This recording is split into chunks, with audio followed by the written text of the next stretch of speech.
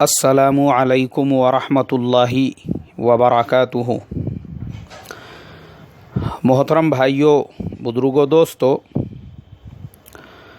یہ ہمارا آپ کے مسائل اور ان کے جوابات کا 42واں سبق ہے۔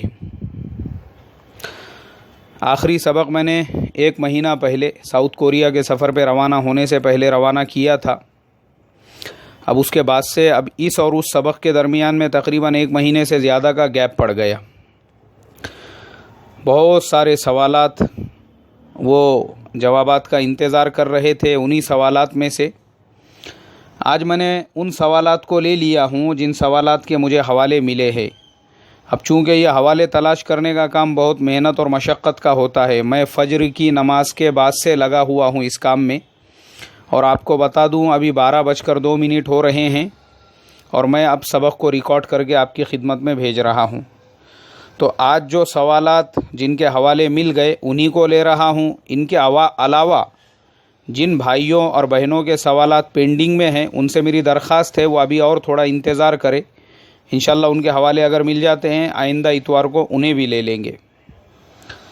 اب آج کا جو پہلا سوال ہے یہ محمد عامر بنگلور کرناٹکا سے، انہوں نے مجھے انگریزی زبان میں ایک سوال لکھ کر بھیجا تھا، ایک کوشچن انہوں نے پوچھا تھا۔ میں پہلے تو ان کا جو سوال ہے انہی کی لینگویج میں پڑھ کے آپ کو سناتا ہوں۔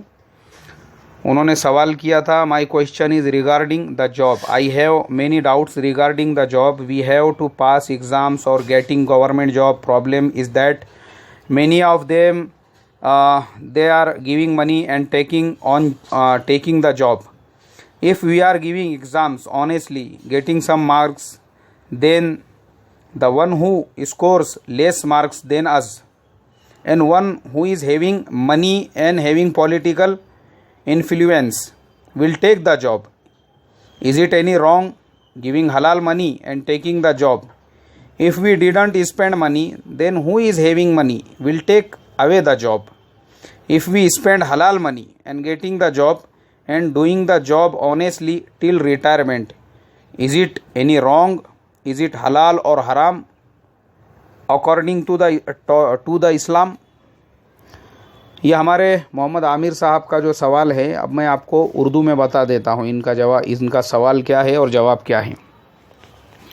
ان کا سوال یہ ہے کہ بھائی آج کل جو ہے نا ایسا ہو چکا ہے، رشوت ہمارے ملک کے اندر عام ہو چکی ہے، بغیر رشوت کے آپ کوئی بھی کام نہیں کر سکتے۔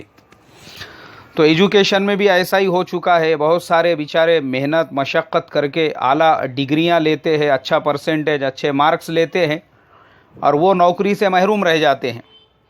اور بہت سارے ایسے ہوتے ہیں نہ ان کا پاس پرسنٹیج ہوتا ہے نہ مارکس ہوتے ہیں، لیکن پولیٹیکل جو ان کا سپورٹ ہوتا ہے، جان پہچان ہوتی ہے، سفارشیں ہوتی ہے، اس بنیاد پر اور رشوت کی بنیاد پر وہ لوگ نوکری حاصل کر لیتے ہیں گورنمنٹ کی۔ اب اگر کوئی آدمی وہ مستحق ہے جاب کا اور وہ اس جاب کو حاصل کرنا چاہتا ہے اور مجبوراً اس کو رشوت دینا پڑ رہی ہے تو اس طریقے سے رشوت دینا جائز ہے، اور اس کے بعد جو گورنمنٹ سے سیلری ملیں گی اس کا حاصل کرنا جائز ہوگا اور وہ استعمال کرنا ہمارے لیے حلال ہوگا۔ یہ ہمارے محمد عامر صاحب کا سوال ہے۔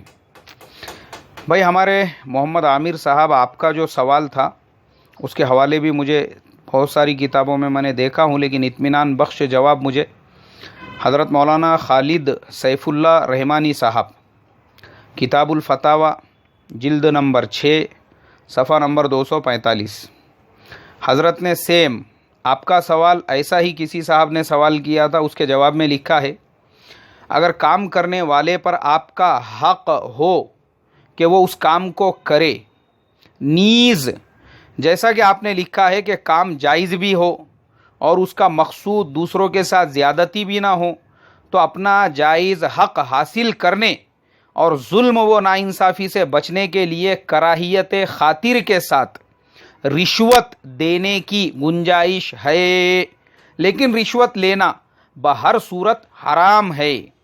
یہ دیکھو مکمل جواب ہے۔ اس کا مطلب یہی ہے آپ مستحق ہے، آپ سے نیچے والا رشوت دے کے اگر آپ کے حق کو مار رہا ہے تو ایسی صورت کے اندر آپ رشوت دے کر وہ جاب حاصل کر سکتے ہیں۔ اس کے بعد جو تنخواہ کا مسئلہ آئے گا اس اس کا تعلق آپ کی محنت سے ہے، کیونکہ سیلری آپ کو جو مل رہی ہے وہ آپ کی محنت پہ، آپ کام کر رہے وہاں پر، آپ اپنا ٹائم دے رہے، 10 گھنٹے لگا رہے وہاں، محنت کر رہے ہیں، تو وہ سیلری آپ کو مفت میں نہیں مل رہی ہے، آپ کا محنتانہ ہے، وہ بہر صورت آپ کے لیے حلال بھی ہے، جائز بھی ہے، کوئی حرج نہیں ہے اس میں۔